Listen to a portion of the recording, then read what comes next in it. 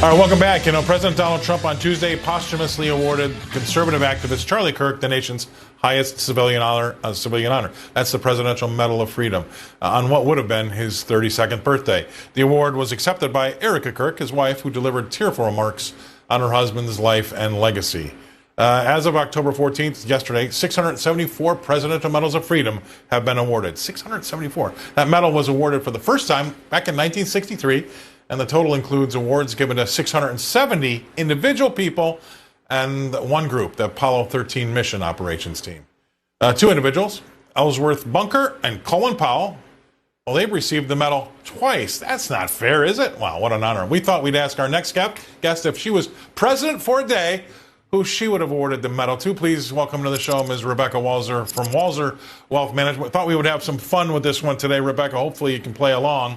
But if you think about it for a little while, I actually have a couple I would talk about. But if you think about it, if you were in the position to award that medal to somebody that was influential, who would you go towards?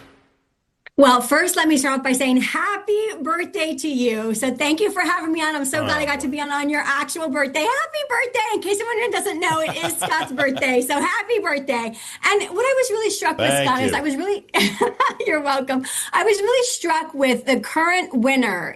She won. It was just announced. And then she literally dedicated. So of course, I'm talking about Maria Corina, and I think it's pronounced Machado. She is the Venezuelan opposition leader to Maduro. She's been in hiding since January, when she actually produced results, made them public, that showed that she won the election and that he basically stole it last year. So that's a problem for her. But they awarded the Nobel Peace Prize for her work against, Maduro's regime, basically. And then she promptly dedicated it to Trump. And let's be honest, if Trump is able to negotiate a Middle East peace deal, I personally want him to be able to do it. But I will just say that this isn't a disagreement that goes back to the Old Testament of the Bible. And I believe that it is something that is so ingrained into the bloodlines that I don't know that any human being will be able to actually successfully negotiate a peace deal. But what he's accomplished so far in his previous administration with the Abrahamic Accords, and now what he's doing now with this Gaza-Israeli situation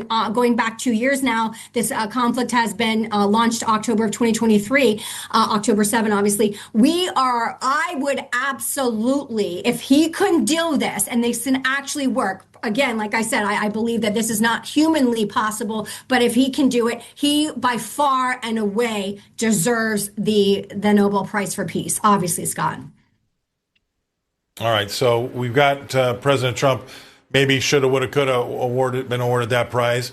But also, I was also wondering what you'd think about Erica Kirk taking on the Medal of Freedom for her husband, Charlie, who was also killed. Again, that one's another rare one. If you could award, say, the Presidential Medal of Freedom, or even the Nobel Peace Prize, but obviously we both think that maybe Trump should have won that one. But when it comes to the Medal of Freedom, anybody that comes to mind in your life that you would give that medal to? I think Erica Kirk was posthumously to accept it for Charlie. That was absolutely, I wish he had, he was so young, right, Scott? So no one really thought that he wasn't going to be around for him to get awarded these things while he was still alive. Obviously, his life was cut tragically short. It was awful. I think that from a political perspective and from a democracy perspective and from a freedom of speech perspective, I think that that's really the thing that makes makes me the most upset about this whole Charlie Kirk thing is so many people on the progressives left want to recouch and recast what he said as being racist or xenophobic or anything. And that is not what he was about. He was about taking his thoughts directly to those that didn't agree with him and letting them speak to him openly and directly in front of a crowd. He wanted free speech. And anytime when anyone would ask him, what are you doing this for? He would always say, if we cannot talk together, if we allow the talking heads that push the narrative down through the media to interact and prevent us from talking to each other, we we can reason together, which is really, if you go back to the Federalist Papers, Hamilton, the Founding Fathers, the Federalist Papers were written to convince an American population that they deserve to be independent and free from Britain. So these political thinkers that want dialogue and freedom of speech to negotiate, to talk through deals and thoughts and figure out how can we come together, that's what Charlie was about, and he absolutely deserved the Medal of Freedom. I'm so glad that Erica was there to step up and take it from him,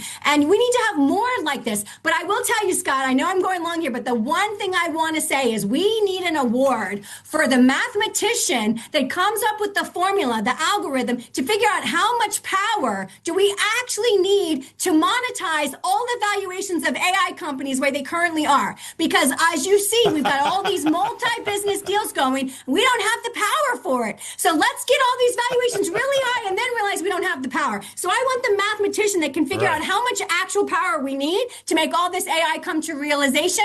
That's the guy I want to get the Freedom Award, because that's what we need. We need power. Well, maybe we'll give the Nobel Math Award. That's what we'll do it. All right, Rebecca, we can have you give it too. You'll be the presenter.